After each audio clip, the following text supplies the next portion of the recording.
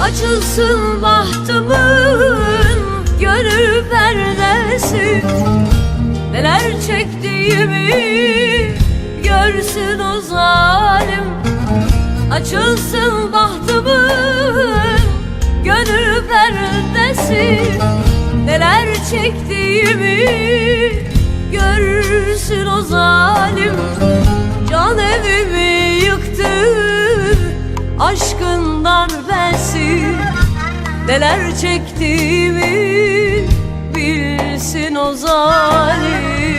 Can evimi yıktı aşkın darbesi, neler çektiğimi bilsin o zalim.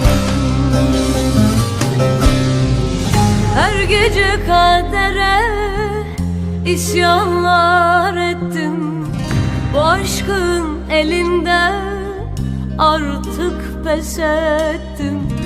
Kendimi bu demle teselli ettim, neler çektiğimi bilsin o zalim. Her gece kadere isyanlar ettim, bu aşkın elinden artık pes ettim. Kendimi bu demle teselli ettim, neler çektiğimi bilsin o zalim.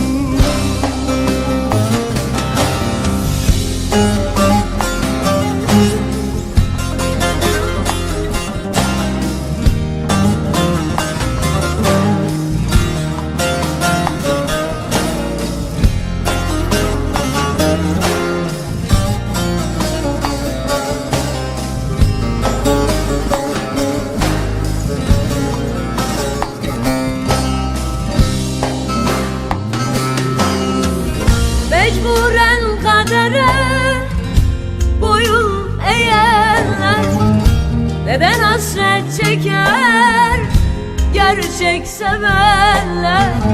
Mecburen kadere boyun eğenler neden hasret çeker gerçek sevenler? Dost değilmiş bana dostum diyenler, neler gördüğümü bilsin o zalim. Dost değilmiş bana dostum diyenler, neler gördüğümü bilsin o zalim. Her gece kadere isyanlar ettim, bu aşkın elinde artık pes ettim. Kendimi bu demle teselli ettim, neler çektiğimi bilsin o zalim. Her gece kadere isyanlar ettim, bu aşkın yolunda artık pes ettim.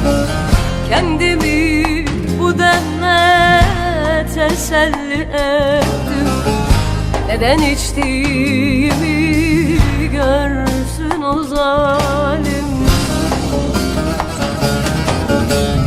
Her gece kadere isyanlar ettim, bu aşkın yolunda artık pes ettim. Kendimi